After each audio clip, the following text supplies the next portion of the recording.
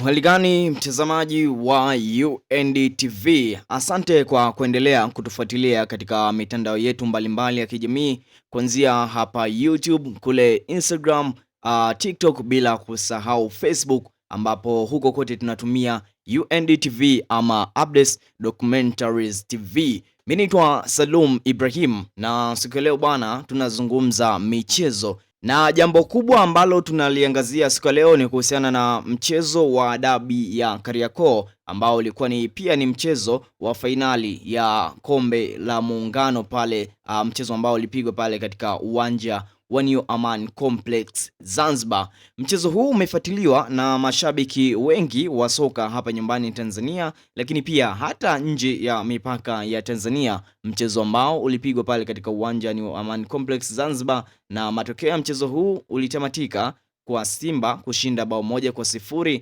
na kuchukua kombe la Muungano, bao pekee la Simba lililofungwa na Selemani Mwalimu, mshambuliaji wa klabu ya Simba Sports Club.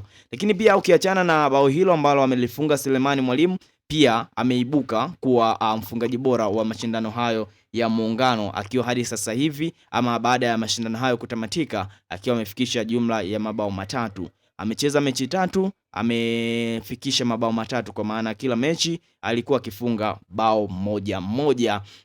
Lakini pia ushindi huu ambao Simba Sports Club wameupata imekuwa ni sehemu ya mafanikio, lakini pia tunaweza tukasema Simba amefuta uteja ambao alikuwa nao dhidi ya Young Africans kwa muda mrefu kweli kweli. Takriban michezo 6 ya nyuma Simba amefungwa na Yanga, ukiachia mchezo wa mwisho wa ligi kuu ya NBC ambao pia ulipigwa katika uwanja New Amaan Complex na Simba kutoa sare na Young Africans. Mchezo huu Simba amefanikiwa kuibuka na ushindi wa bao hilo 1-0 ambalo limefungwa kwa njia ya mkwaju wa penati. Na baada ya mchezo huu sasa zimebaki siku chache tu Simba na Yanga tena atakutana katika ligi kuu ya NBC, ambapo Simba atakuwa nyumbani katika uwanja wa Meja Jenerali Isamuhyo. Wapenzi wa soka hapa nyumbani Tanzania wanasema baada ya mchezo huu itakuwaje mchezo unaofuata? Kila mtu anashauku kuona kitu ambacho kitatokea siku ya Jumapili, ambapo Simba na Yanga watakutana tena Mei 3 katika uwanja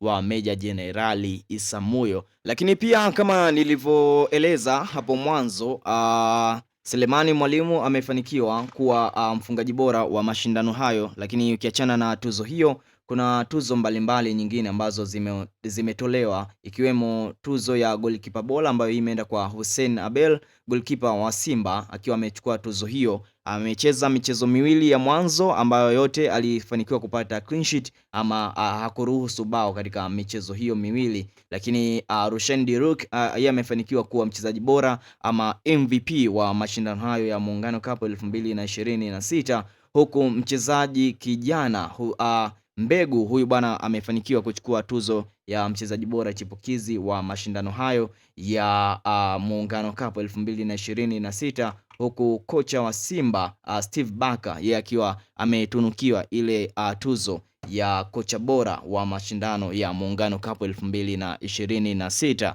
Kuna mengi sana ambayo tutakuletea mwanamichezo kuhusiana na michezo, lakini pia taarifa mbalimbali unaweza kuzipata kupitia UNDTV, kupitia mitandao yetu ya kijamii pale Instagram. Hapo tunakuletea zile taarifa za papo kwa hapo ambazo zinatokea kule TikTok, bila kusahau Facebook, na huko YouTube tunakuletea matukio kwa ukubwa wake kabisa kama haya ambayo unayasikia hapa. Endelea kutufuatilia katika mitandao yetu ya kijamii, unatupata kwa kuandika UNDTV ama Updates Documentaries TV.